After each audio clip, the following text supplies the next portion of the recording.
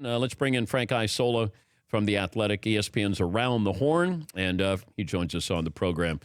Frank, who won the trade?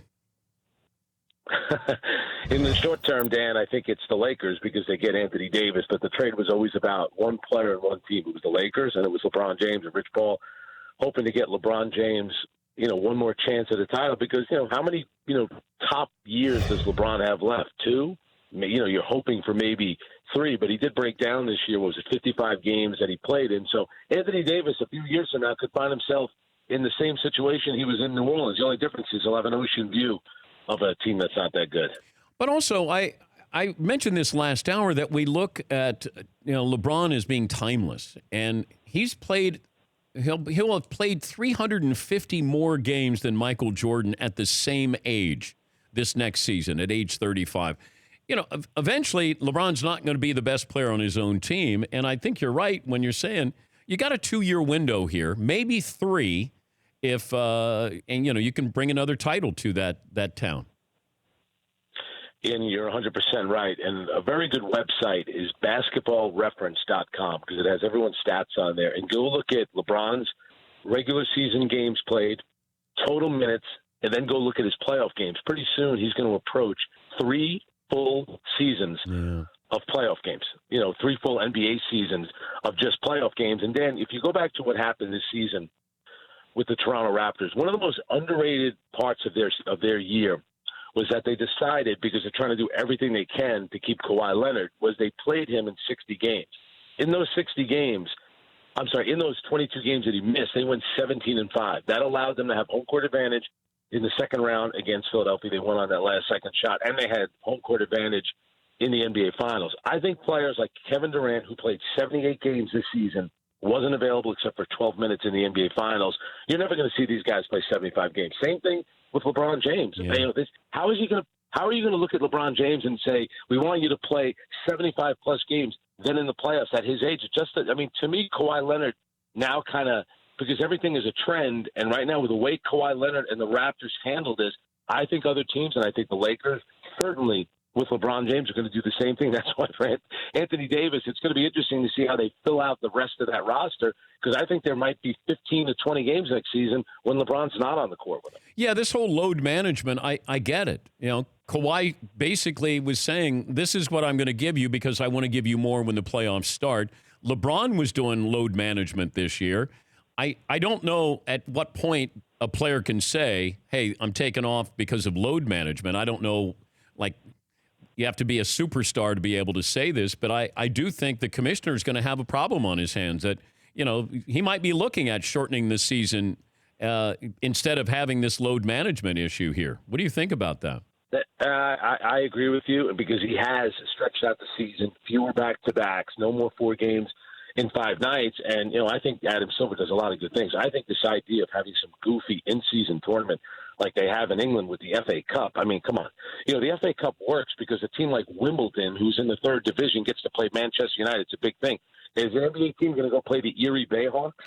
And that's going to be a big deal for the NBA teams. The NBA players, we can't even get them to play in 82 games. Now we're going to have a in-season tournament? Yeah, for what? I know. To try to create some tradition. I don't like it all. I think it's trending that way towards shortening the season because everything's getting better. The medicine and all these teams, have guys that monitor their diets and they have sleep coaches and everything like that, yet everyone's getting hurt. LeBron played all 82 last year, and then the 22 playoff games. This year he made it to 55. And Kevin Durant, how could he not be sitting there thinking, man, I played 78 games during the regular season. I missed the conference finals. I missed all but 12 minutes in the NBA finals. And I ended up blowing my Achilles. And here's Kawhi Leonard, who never played. Think about this.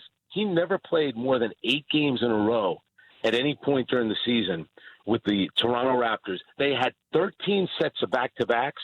He never played in both games of a back-to-back.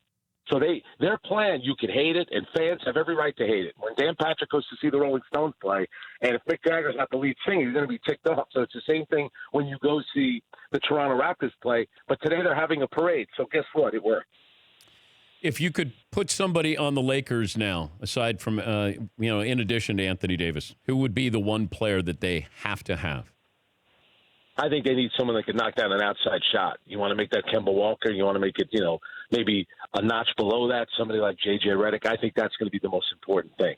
Because I think Anthony Davis with LeBron is obviously going to be a dynamic pairing, but they need guys that could knock down perimeter shots. And they have the money to do it. To their credit, in a year where it doesn't look like Kevin Durant and Klay Thompson are going to play, the Western Conference is completely wide open. Teams like Denver, Portland, even Oklahoma City, the Rockets should be excited, even though they seem to be a little dysfunctional.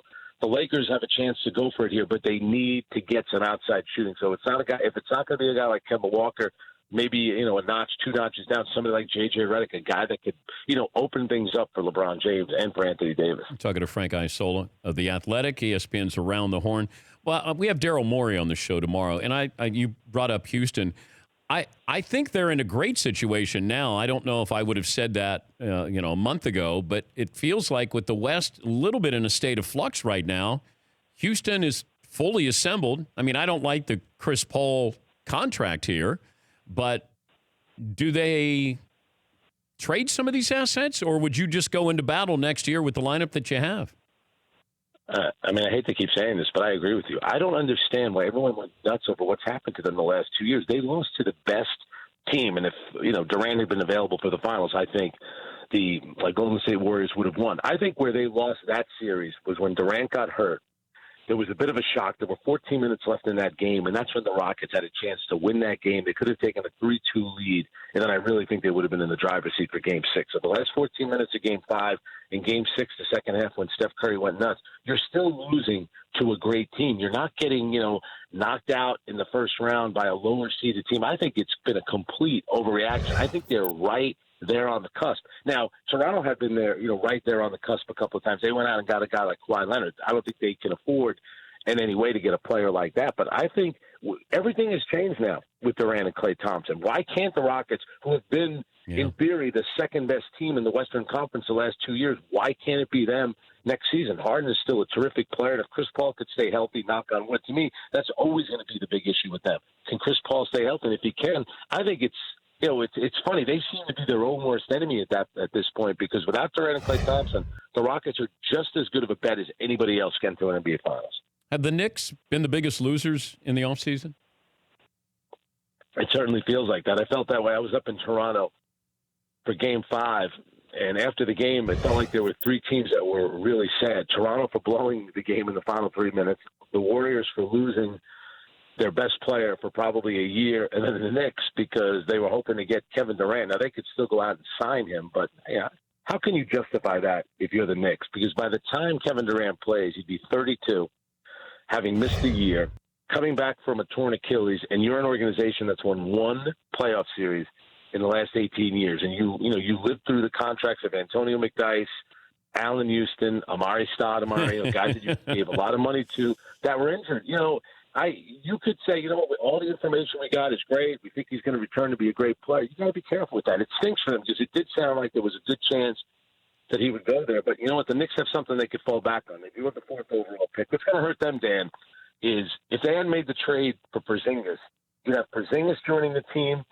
Still on the team, and it looks like you'd have R.J. Barrett coming on board, and that would really give the fans something to hold on to, as opposed to wait 1 more year and we'll get Kevin Durant. I don't know. I think that's like a silly way to go about it. But I think the Knicks looking to kind of salvage something here and to save face, I think they'll go all in to try to get Kevin Durant. I think he'd be crazy to do it. I think they'd be crazy to do it. Okay, you brought up Porzingis. I wondered about this, and I've been wondering about it. Maybe you can set me straight, but if the Knicks still had Porzingis and Durant, that scenario was still in play, you could have traded Porzingis to New Orleans and then been involved in the Anthony Davis deal, right? That's right. That's absolutely right. You definitely could have done that. Yeah. So on the one hand, they got some assets back, but they might have jumped the gun on that one with Porzingis. And exactly, they could have maybe used him for Anthony Davis or held on to him when you have a young team with Porzingis and perhaps R.J. Barrett joining the team. So it seems like things have backfired, especially with all the, I don't live too far from West Orange, New Jersey, and I don't go a day without somebody telling me that they ran into Kyrie Irving and they're asking him which team he's going to. And everyone that asks him kind of gets the impression that he's going to the Brooklyn Nets. So the Knicks looks like they're going to lose out on that one, too. Frank, thanks for joining us. We appreciate your time, as always. Dan, you're the best. And as I always say, when the NBA Finals are on, I always think of you and the great late Jack Ramsey. You guys were tremendous after those games, breaking everything down. Thank you, Frank. That's Frank Isola, The Athletic, ESPN's Around the Horn. For more Dan Patrick Show, tune into Audience Channel 239 on DirecTV. Stream for free on BR Live or download the Dan Patrick Show app.